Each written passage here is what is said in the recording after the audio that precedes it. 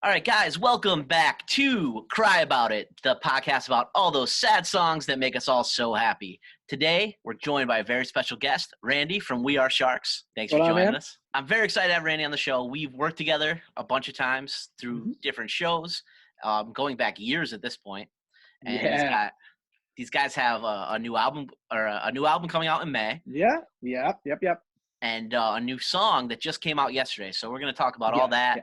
Talk about some road stories, talk about, what kind of music he's into. And we always try to throw it back a little bit to emo. So maybe we'll find out what emo music you enjoy or inspires you, Fair. Yeah. Everywhere I go right now online, I'm really immersed in this emo and pop punk world now online because of the podcast and trying to stay abreast to when I come back and start doing my emo nights again, like what bands are we going to work into rotation and stuff.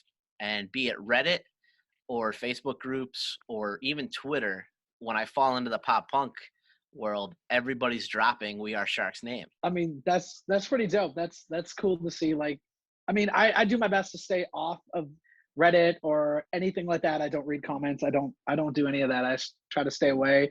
But it is really cool to see, like, with all the new songs that we've been releasing, everybody is like, super pumped on it. So it obviously it's really, really great to see.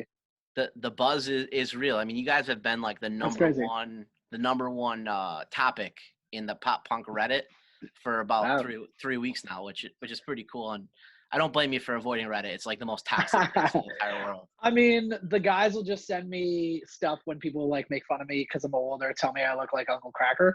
They'll like send me that stuff because it's kind of funny because they know like that is hilarious. But for the most part, I just kind of stay away from all that stuff. But obviously it's really, really cool. And I'm pumped that there's some buzz. We've been around for a long time, so I'm glad to see some buzz now. No, it's I'm a pop punk kid at heart. Like I came out, Newfound Glory was like number one and they were always in our area. Yeah. So I've always gravitated to you guys as like, you're a pure pop punk band. And I love that about you guys.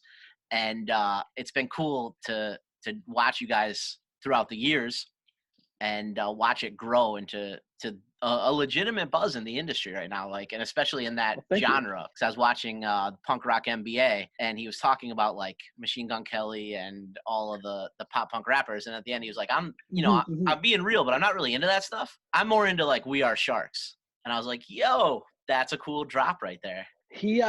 I've been tagged a couple of times. He talked about the new Tony Hawk and how if Tony Hawk came out like now, the bands like Belmont and We Were Sharks would be in it as well, which is always really, really cool. Like I'm a big fan of punk rock, so I tried my best to watch all of them. So I got to watch that, and it was pretty cool. It's always neat to hear someone dropping your name or someone liking your band. Like to me, that never grows old. I don't think. We're just 5 dudes from Ottawa. Right. Well, let's talk for people who maybe never heard of We Are Sharks before, right? If you were given an elevator speech of who you are.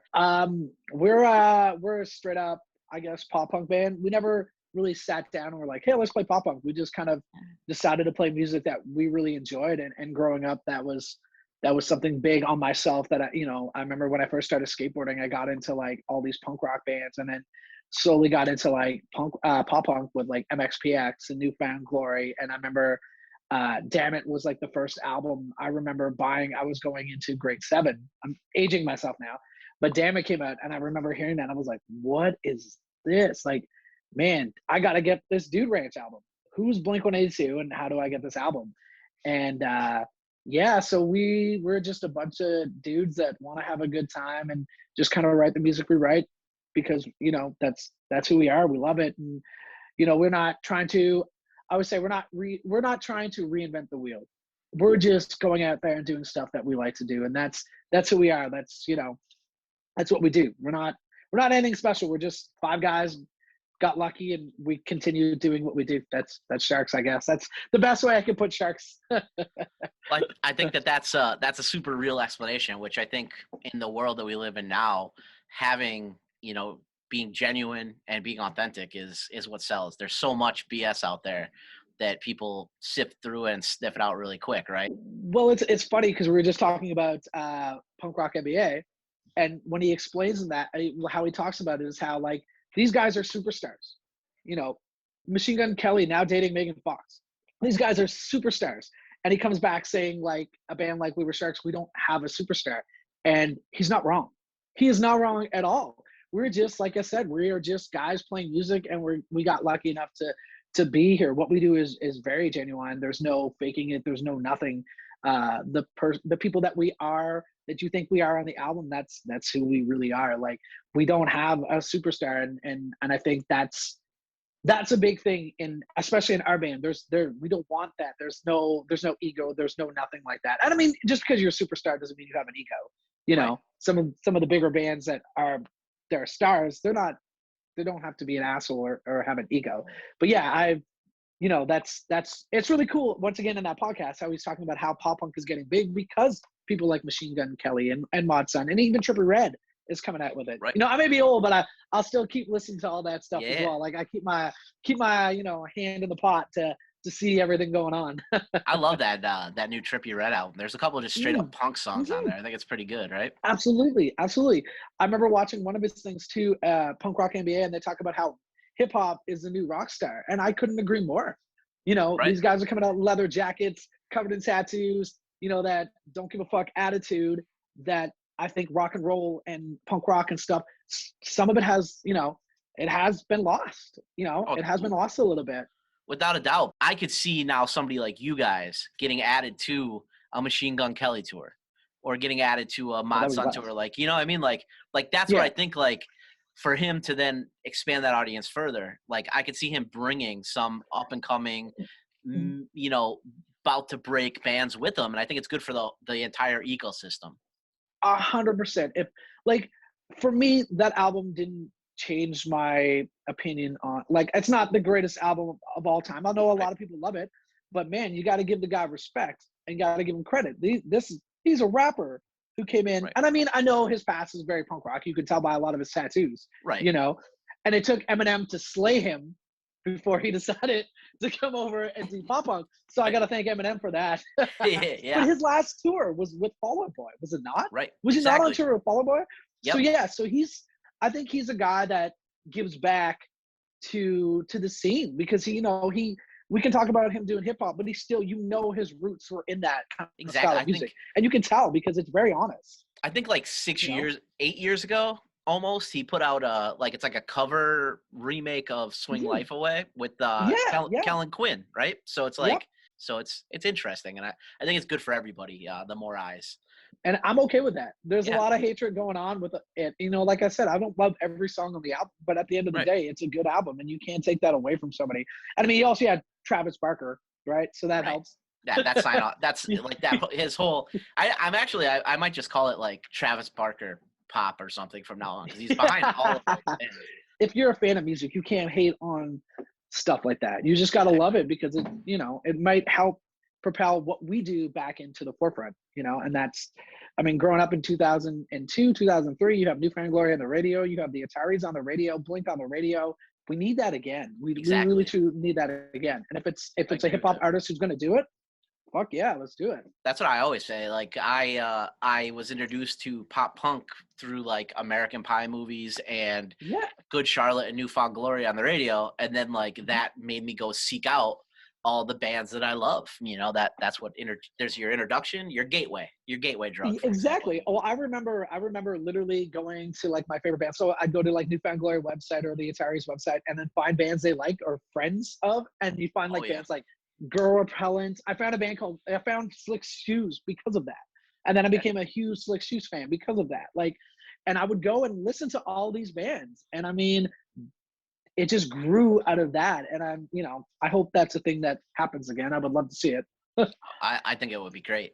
So coming up in Ottawa, is there a big music scene there? I apologize for my ignorance. I'm not No familiar worries. that much.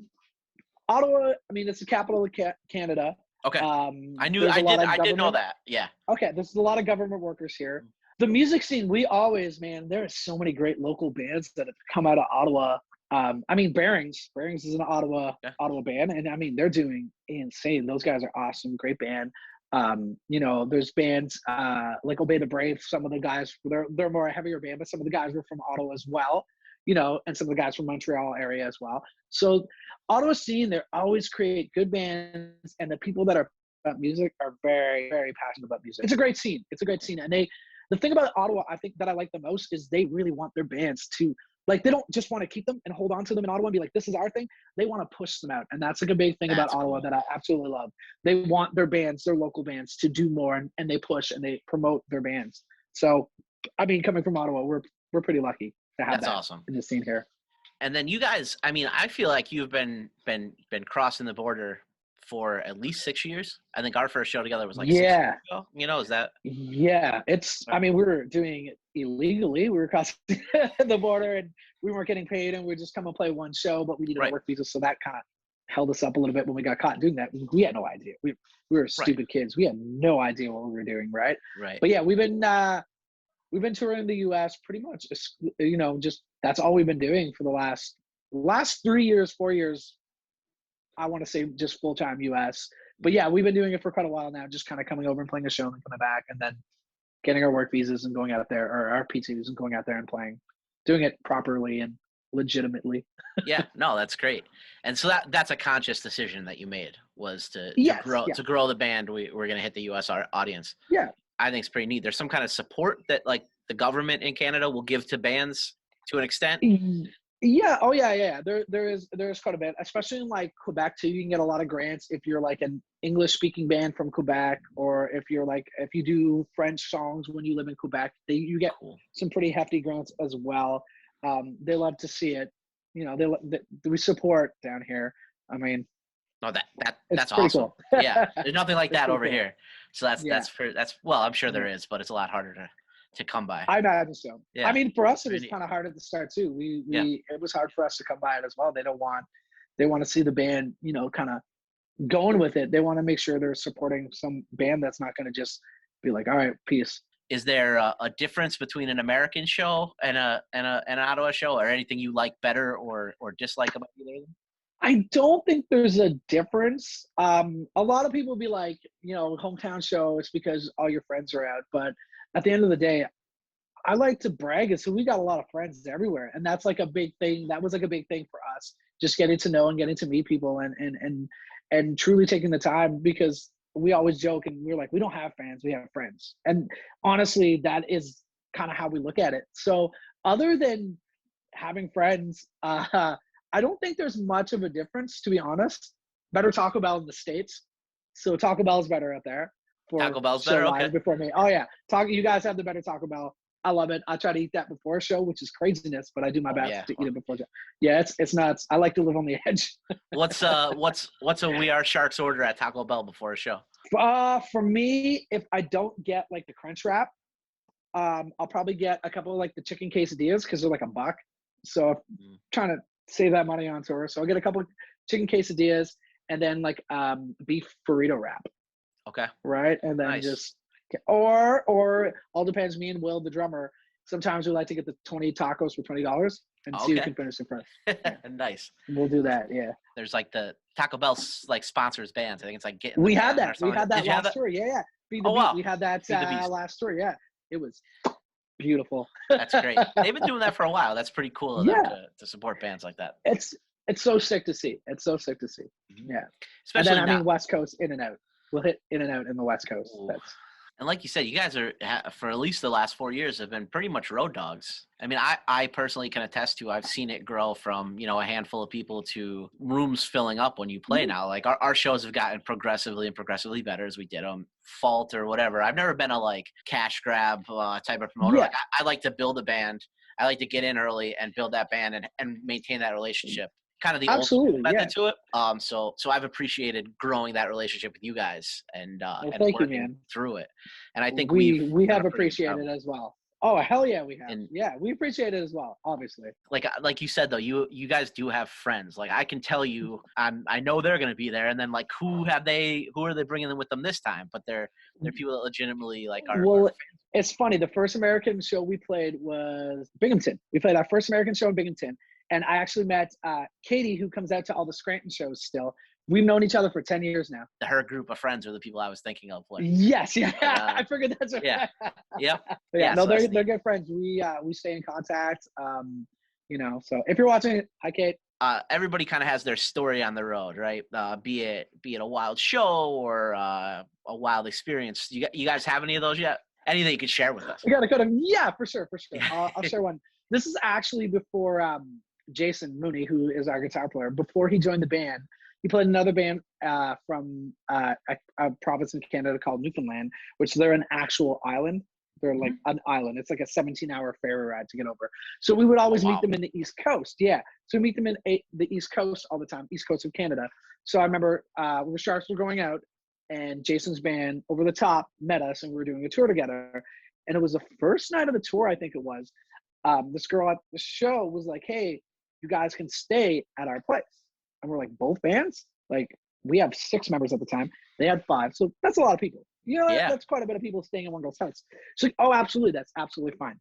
So we roll into her house and there's literally really nothing in the house. There's like nothing in the house, which is fine. We don't like, I barely own anything. I can move my life in like 4 boxes. So, you know, so we didn't think anything. I think she was getting a little stressed out when she realized there was like 11 people. I remember her going, it was like, I want to say 3 o'clock in the morning. She goes, I'm going to go for a walk. And I remember because Jason and I were hanging out, we were still up. And Jason looks at me and I look at him and I'm like, okay, it's like pretty late to go for a walk. But all right, you know, you do your thing. So Jason, they were staying, so the band was staying directly above us and we were staying downstairs. So I was like, if she comes in and like tries to murder us, I'll bang upstairs. So you guys know you can get out. And if she comes upstairs, you bang downstairs. So we laughed about it, joked about it. He was like, yeah, absolutely fine. And, you know, so we get up in the morning. We do, if you let us stay at your house, I promise you, we will clean it up just for everybody else. Yeah. So we clean up, we all take showers. We were there for like another couple hours. It might've been like 12 in the afternoon and she was still not back. And we're like, the fuck is, like, maybe this isn't her house. Right. Maybe she like let us stay in a house. Like, this is weird. So we like left her and we cleaned up. We left her a note on the fridge, you know, thank you so much. And that was that. We just didn't expect anything. And literally the next day we get a message on like, I think it was on our page, on our Facebook page. She was like, hey, thank you guys so much. Like, I appreciate all the cleaning up. Blah, blah, blah. We're like, what?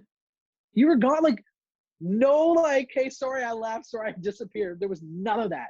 She was gone, never seen her again. And then a message on her Facebook page. That's like a PG-13 story. There's other crazier stories that I mean, we've been on the road for quite a while. There's like some crazy stuff. Like Warped Tour is pretty crazy. Getting drunk with the boys from Silverstein and like doing all that fun stuff. Like that story, I always tell people because it just boggles my mind. I just don't understand where she went to. Like, yeah, where'd she go, right? Yeah, where'd you go? Yeah, we ordered pizza. We just like stayed up. It was like 6 o'clock before we went to bed, 6 o'clock in the morning, and just gone. Just ghosted. Gone. Yeah. So you guys have a new album coming out in May, and a new song and video that just dropped yesterday, right? Yeah. Tell us a little bit about that. To describe it, it's just like an argument. It literally just sets the tone. I'm a big country music fan. So my big thing is the storytelling aspect and working again with Paul Mark Russo on this album, guitar player in Silverstein. Guy's amazing, great songwriter, great producer. We worked with him on Lost Touch. We also worked with him on this album as well. He's also big into storytelling, like very much so. So it was a lot of fun. And it just, that whole song is just pretty much basically an argument. It's just an argument that I may have had. Who knows? Maybe it's the exact argument I've had before. But it's just like pretty much just an argument. That's how I always looked at the song. And it's, you know, when people listen to it, I think they'll really get it, because we've all been there. We've all been in that situation, right? So it just kind of came out. I remember all kind of looking at each other like, yo, this is dope. It's my favorite song on the album. Problems is definitely my favorite song on the album. It was it's a little poppier, it's a little more R&B, and I'm also a big R&B fan as well. Okay. So it's got those kind of like, got that feel to it. So I was a big fan of it when we were like penning it out and working it out. I was a big fan of it. And what was the process putting the video together like? Oh, it was dope. We kind of took it as like a hip hop video. So it was like super, super fun. In a sense, it's only me in the music video, which it's kind of awkward for me to be by myself, just kind of chilling out, you know, grooving and singing. But it was a lot of fun. We had a blast, you know. We work with films a bunch.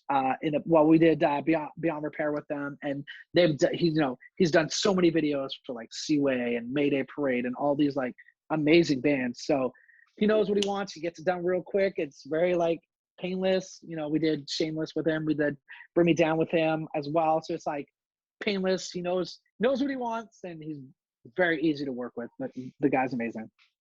And then the album, the much anticipated album, is dropping in May. And you guys, 3 years, right? 3 years since we released an album.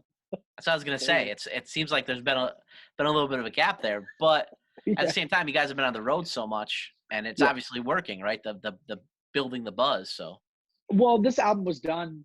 I'm gonna say this album was done a year ago. It has been quite a while, right? And just with everything that was going on with Corona and the quarantine stuff, we're like, what do we do? What do we do right now? Like, what's the best way to release this? Is there going to be touring? Can we tour this? Are we not going to be able to tour this? Like, what is realistic? So we had to sit around with our team and really, really think about it. But new low. It's been 3 years, and a lot has changed for us. A lot of shit has happened, a lot of good shit, a lot of bad shit. And that's what this album is about. It's pretty much just a diary of what we've been up to in the last 3 years. I'm very, very excited. New low. Pre-order it now. Oh, there you go. Going quick. Yeah, there'll be a link down in the description for it down here. You touched a little bit. Everybody's is individual, right? What was your COVID quarantine, however you want to put it, experience like? Mine was pretty crazy. So as we were doing this album, me and my girlfriend at the time, we broke up. I ended up staying with a really good friend of mine, Julian Detillia, and his lovely girlfriend Melissa Hall. Ended up moving in with them. They were like, "Come in, we have an extra room," and I ended up living with them for quite a while. And I mean, out of all the craziness that was going on, it was great.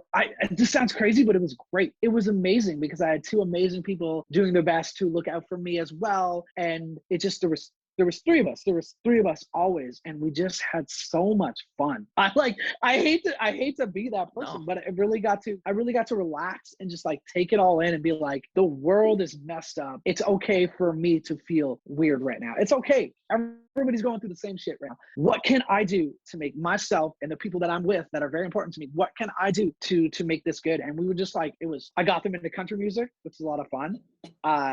Julian owns a tattoo shop in Ottawa called Railbender Studio. So if you're ever in Ottawa, check it out. Anybody that wants to get tattooed, the guy is amazing.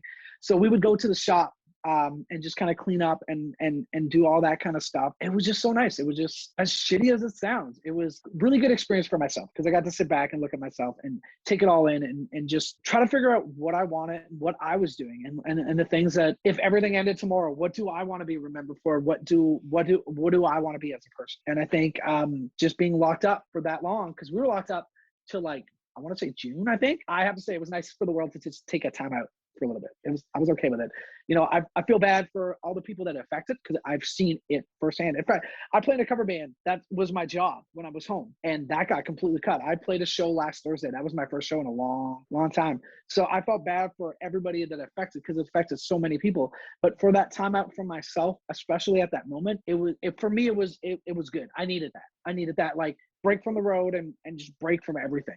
It was really good for me. It wasn't the worst thing in the world for me. Like I had been grinding so hard in 2019 going into 2020. Yeah. Like I was like working myself to the bone. But I also had a 3-month-old. I work at a college. So like I was quarantined from March 17th until October 5th here in Pennsylvania. And then we got off until Thanksgiving. So like less than a month, got locked down again until like February. I got to spend my son's first whole year of his life with him, right? Like I was with him 24 hours a day. It was an incredible experience that I wouldn't have had otherwise, and got to experience all of it. So I totally appreciate the time, obviously sympathetic to everything and everybody that was affected by it. But on a personal level, found value in it, right?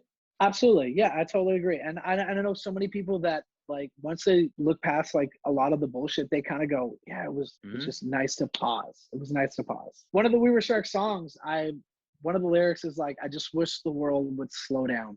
And I mean, we finished this just before COVID hit, so a little bit of manifest. A little foreshadowing. Yeah. I'm hoping that we're rounding a corner now. Yes, same I here. I got my first vaccine. I'll get my Oh, second nice. one in a couple weeks or whatever. And yesterday, Pennsylvania lifted restrictions for outdoor gatherings, Oh, awesome. so we can kind of do that. And they lifted travel restrictions, so you can come in from other places without needing a negative test and stuff now. So that's progress. Good. Once we're back to the new normal or whatever we want to put it, what are your plan? What are the plans of We Are Sharks? Probably tour. Right. It's probably hit the road and hit the road hard and just kind of pick up where we left off as soon as we can. That's all we knew for the last years and years and years. That's all we've known is to get on the road and play shows. And even though it's nice to get back to kind of staying in touch with friends and family that I haven't got to see in a long time, I miss the road and I miss my friends that I made on tour, and I do miss that. And I know myself, I'm very excited to get back on the road. And then I would be remiss if I didn't throw some questions at you here, because we're the Cry About It podcast, so we have to dive a little bit into some emo talk, right? What's your favorite sad song? Me and Jason have talked about this before, who's in Sharks as well. We talked about Counting Crows and how that band is a real emo band. I have to say Long December might be one of my favorite sad songs. Long December, absolutely love that song. And I love the band. One of my favorite sad songs. We can get into country as well. There's a lot of sad songs in country. Have you ever, there's a like an emo pop punk Counting Crows tribute. I can't remember everybody on it, but Houston Calls did a cover of Einstein on the Beach that is like one of my favorite covers of anything ever. And Houston Calls like totally underrated band in their own right, but like I always wondered if a US band comes over, if like the naturally bigger, because you don't know when you're going to see them. That does happen. I remember, so long story, we played a long time ago too. We played State Champs' first like Canadian dates. We just played Montreal with them. They just came over, and I remember I was already a big fan of the band. This was like a lot before Pure Notes, right? And they got caught coming over the first time because we were going to play an Ottawa and Montreal show with us, and they got caught the first time. They couldn't come over, so they just like rerouted and ended up coming through another border and got in and played Montreal, and it was so much fun. But I mean, from that very point, I'm like, this band's going to be huge. Like, this band's going to be massive. And same with, like, we played with the Wonder Years in Montreal when they were starting to blow up, when they were starting to get, like, pretty big. And there was 25 kids. Right. We played to 25 kids. And I was like, I bet you if they played this show in the States, this would be, like, sold out, like, somewhere, But that's when and now if they come back, I mean, they played Ottawa a couple of years ago, and it was just packed. I can only imagine, I love that band. Oh, yeah. It took me a long time. When I had my venue, they broke the door coming in. It was a glass door. Oh, no. And I, like, scolded them like children. And so I boycotted ever just listening to their music for, like, 10 years of my life. And then, like, probably, like, 4 years ago, when I started DJing emo nights, everybody was like, play the Wonder Years, play the Wonder Years. And I was like, I guess I got to learn the Wonder Years. Yeah. And the first time I put the album in, I was like, what have I missed? Like, these guys are so good. Well, hey, man, I want to say thank you so much. Thank you so much for having me, man. It's always a pleasure. Can't wait to have you back in the Electric City, Scranton, Pennsylvania, for some throwdown shows. And, hell yeah! We have we're all anxiously waiting, and we're ready to have you back and on the road. We're excited to get back when we can get back, and I can't wait to get back to Scranton. Yep. And best of luck on thank you so much, man. The release of the new song and the album. And if the buzz that I'm seeing online is any indicator, I know there's nothing but great things coming for you guys. So thank you so much. We'll keep our fingers crossed. All right, guys, if you've been listening, this is Cry About It, the podcast about all those sad songs that make us so happy. If you're listening on YouTube, then go ahead and hit that subscribe button. If you're on Spotify or Apple, follow us and leave a rating and a review, and we will see you next week.